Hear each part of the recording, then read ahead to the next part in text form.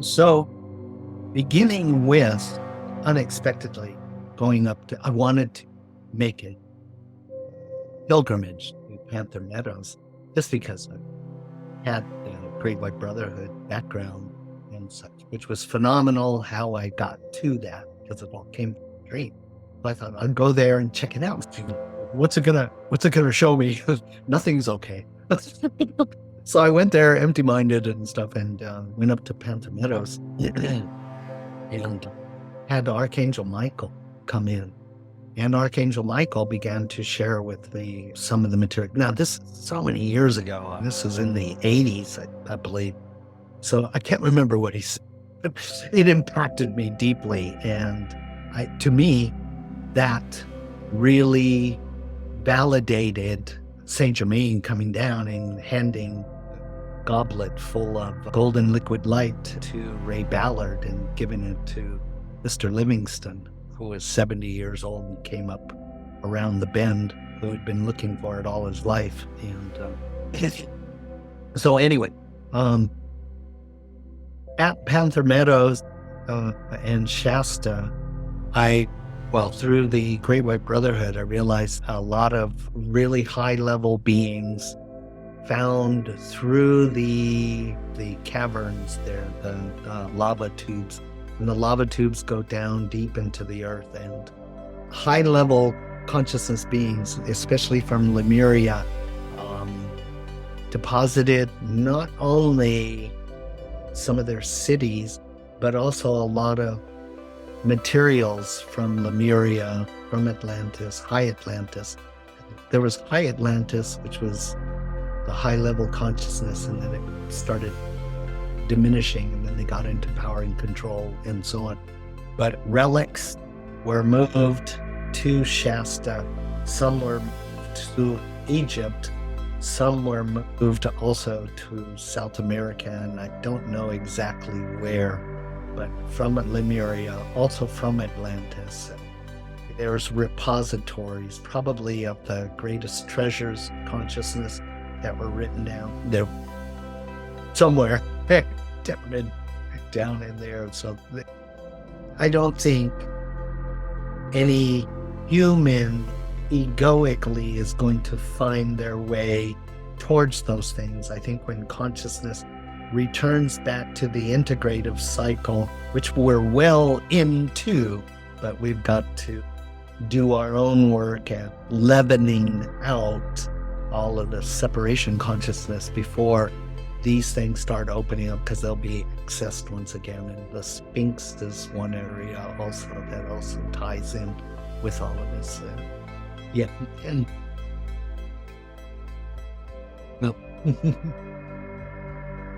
Cool. So would you say with these relics in these areas where consciousness is being preserved, is there a physical energy that you can feel or connect to by being in the region? A physical energy? Do you mean, can the physical vehicle feel the refined energies? Yeah. Oh, yeah. My passion was to go to different power spots and actually feel the quality of the energy, the refinedness of the energy. And so when I went to Egypt, and to give you an example, just looking at some of those perfect, I don't want to say petroglyphs because it shows the Ankh, many different Ankhs coming over, which is like they're pouring enlightenment over individuals, and the relief, which shows Thoth or Isis or Osiris or any of those beings. They're done so well that and they're on power spots themselves. So as you go down to some of these temples, it's impacting you. We went through all these different temples, and then you lose the ego sense, and you become this universalness, and it's just incredible. But it's all by virtue of ending and honoring each of these different temples, it builds in your frequency and you move into universal consciousness. And it's just so powerful. So, being at Shasta when I was there, as you still mind, turn the switches, levers, and dials of mind to that, it'll magnify the receptivity of those other frequencies. And Shasta is one where just enormous amounts of energy can flood into you as you remain still, but it's just like contact work. Whereas in contact work, as the energy comes and starts building inside of you, the sugar syndrome can hit and you want to pocket all the way. And that's not, that's where you're invited to go. Okay, go there. But if you stay still with an open universalness, it opens in stages to greater universality. And if you do it in silence and honoring, some pretty powerful things happen. I've always wanted to go to the very top. I've only made it of Shasta. I've only made it to Panther Meadows. All the other times there was too much snow when I got there. But I wanted to, I'm still interested in going to Shasta and let my litmus feel the different areas. I heard from other people, there's different areas on there. Like Fuji, you also have dark areas too. So I would imagine with Shasta, and I've heard with Shasta, there's all that too. Yeah. How do you navigate without an agenda inside of the negativity? Because if you have an agenda, it accretes, right? It builds and builds and builds. So if you have no agenda, then darkness is peace. And you can feel the unanimity inside of it.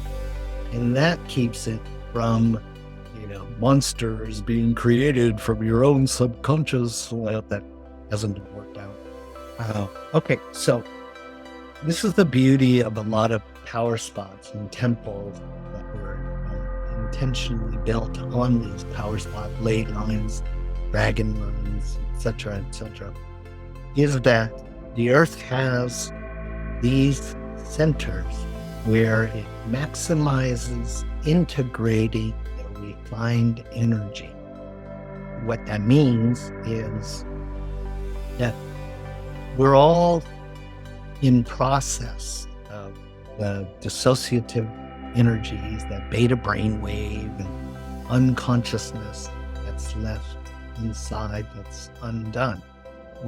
We all have semblances of them.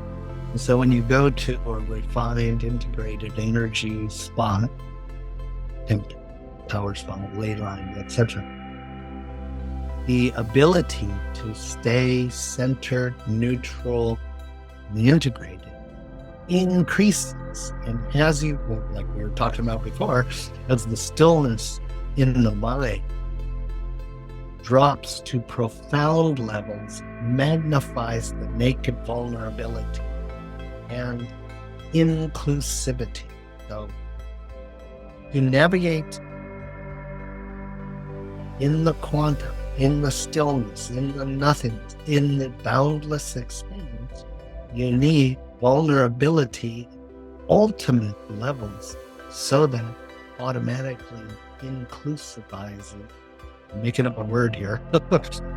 It inclusively embraces all life as an equal. And that refined energy and Shasta, which is an enormous powerhouse, will help one to maintain that centered integrativeness as chance, opening, heart space, and senses beyond measure, beyond boundaries. And that takes a lot to hold that open. So you need a lot of love. That's why I say in self-realization, seeing how you already are part of everything. And so you recognize yourself deepest of the void, as well as the boundarylessness of the continuum consciousness.